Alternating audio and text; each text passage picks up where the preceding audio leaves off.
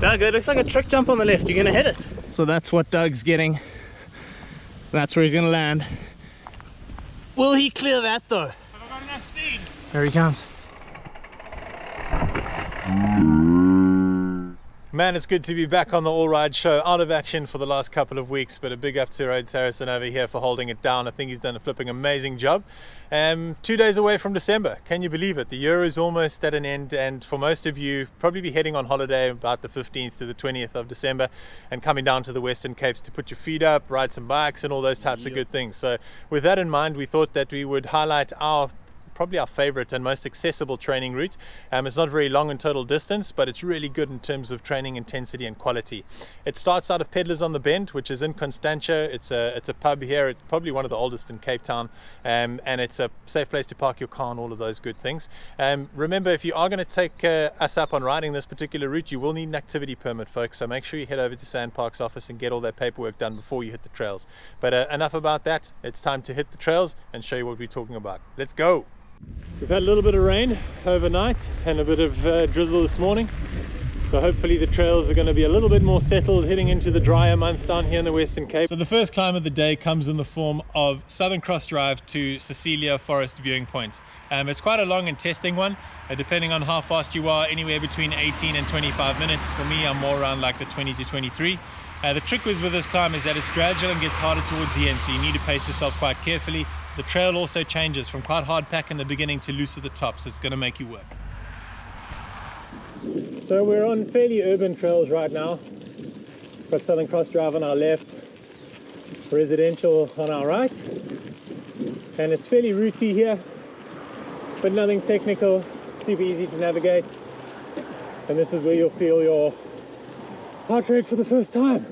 So now we're at the top of Southern Cross, and this is more or less where you can either practice your wheelies or you can try and bring the heart rate down a little bit, because this is where the climb really starts. There are going to be a couple of road crossings on this route, and you need to be really careful. We're here at 7:30 in the morning, and the intersection between Southern Cross and Rhodes Drive is super busy, and we're heading straight across it, so just be careful when you do go through it. Also, the entire route is marked with this South African National Parks and cycling arrow boards, so just make sure that you follow those. If you see no entry signs, don't go down those trails, guys. It's that simple.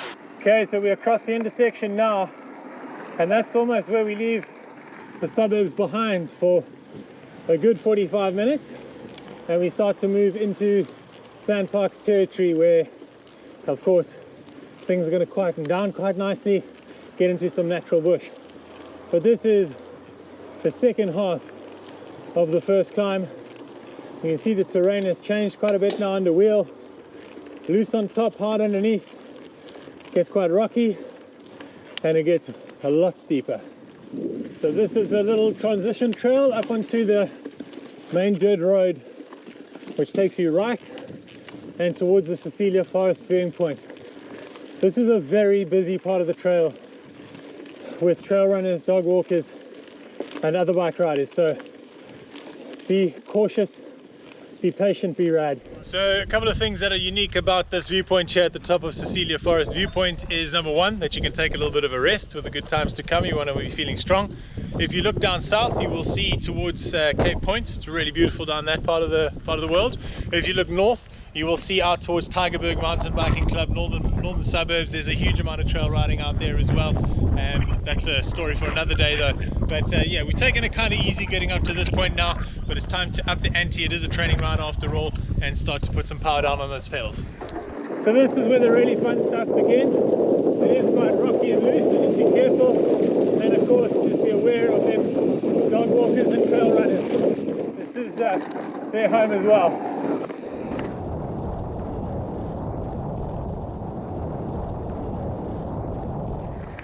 Heading up to the beautiful Kirstenbosch garden trails now. Back onto another little climb. Very rocky, this one. So increase the cadence, open up that travel on your bike, let the suspension do the work, and just go. So the concrete strip marks the start of Kirstenbosch Gardens, and heading on to Wood Trip Single Track, which drops down into some really fun trails. remember here, it does get a little bit tight. Got to ease up on these turns. Can be quite busy. Woo! Up there. So there are 4 or 5 humps on this kind of transition between Kirstenbosch and Newlands Forest, where one would think that it's a contour and quite flat. It is in places, but you've got these little kickers now and again that really punch the heart rate. One of my other favorite things about this trail are the sneaky little rest benches that they have along the way. So well placed. So well placed.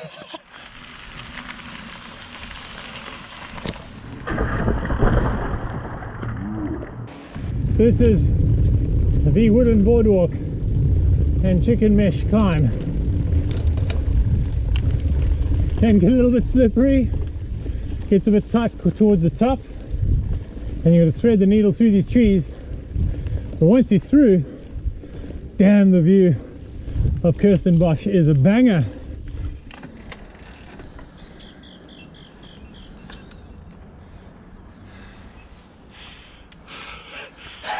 Who put that there?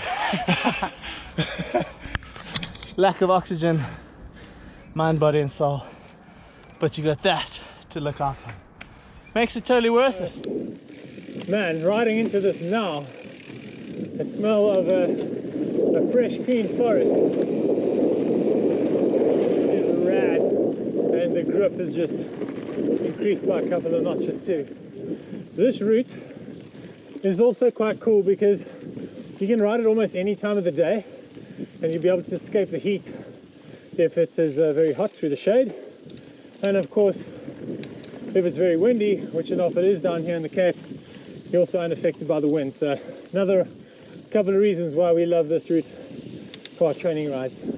So the Wild Air boys love a bit of outdoor adventure, particularly when it's like this. November, a little bit of rain sometimes happens in the Western Cape, but man oh man, is it showing off today.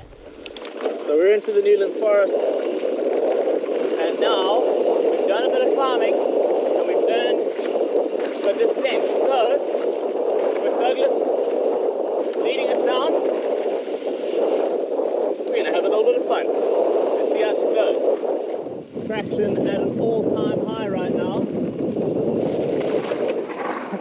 The foot out crew making the most of these tacky conditions. Go to my little high line there. It's not quicker, but it is fun. Always great fun coming off that Kirstenbosch trail, but now we've made our way towards the Newlands Forest, and this is where a lot of us make mistakes, in that we continue on straight when we should be turning right. Table mountain bikers and sand parks have put up a lot of signage here indicating that we need to turn right. If for some reason you do make a mistake and go into Newlands Forest, it's unfortunately going to result in a big fine. So be alert, be aware, follow the route markers, and you'll be just peachy. So not only can you get some rad climbing in, but there's also a few technical pieces to work on that technical game. Going up to a nice little rock garden. Left line. These rocks are quite slippery in the wet. These trails really do flow nicely, so big up to the trail builders who put in this work to make this liaison section really fun. Got to watch the handlebars coming through this section, so always cautious, go a little slower. And again, just keep your eyes up, because this is two-way traffic and you might encounter another potential rider, hiker, runner, dog walker.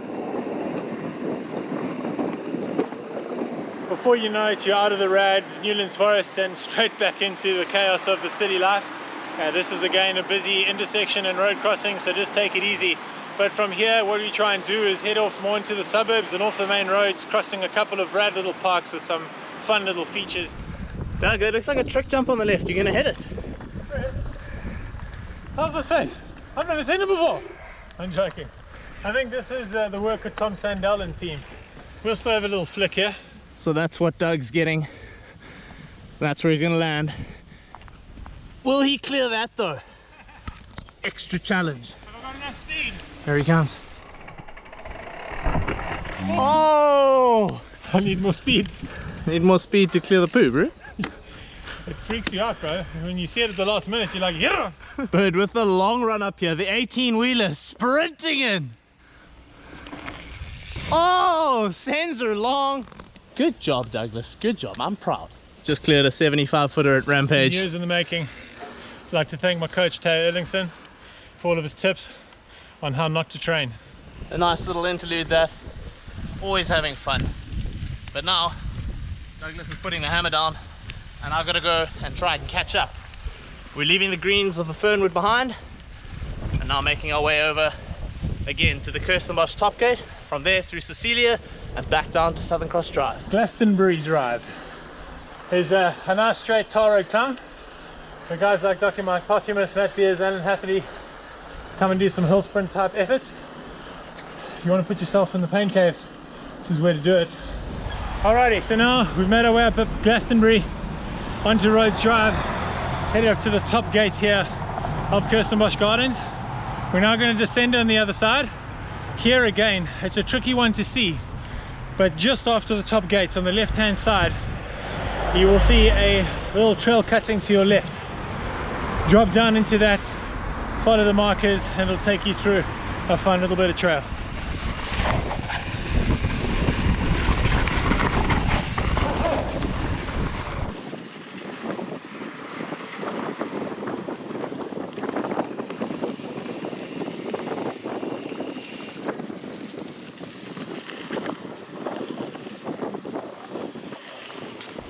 Damn, Douglas overtaking a Ferrari.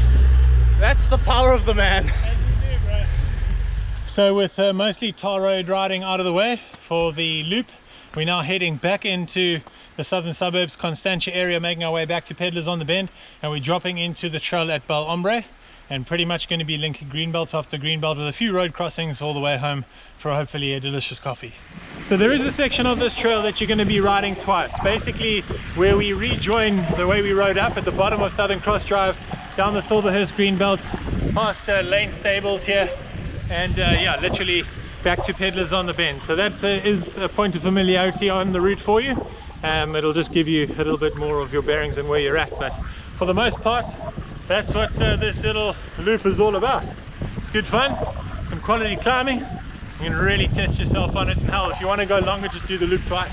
Craig's going to two-wheel drift now. There he is. Is he going to do it? We'll see. Here we go. Here we go. Oh, hello. Oh, hello. There we go. So we hope you enjoyed that little training loop of ours, folks. Those of you that are interested in coming to give it a go yourselves, check out our Strava, our handles at AllRide. We'll also put the link into our description below. Remember, if you do come out and ride the loop, you need to head to Kirstenbosch Gardens first and get your activity permit if you don't have one yet. If you head over there as a group of 4, you'll also get quite a rad discount. So yeah, if you like the show, give us a thumbs up, subscribe, and don't forget to give us a share. We look forward to seeing you next week. Adios till then.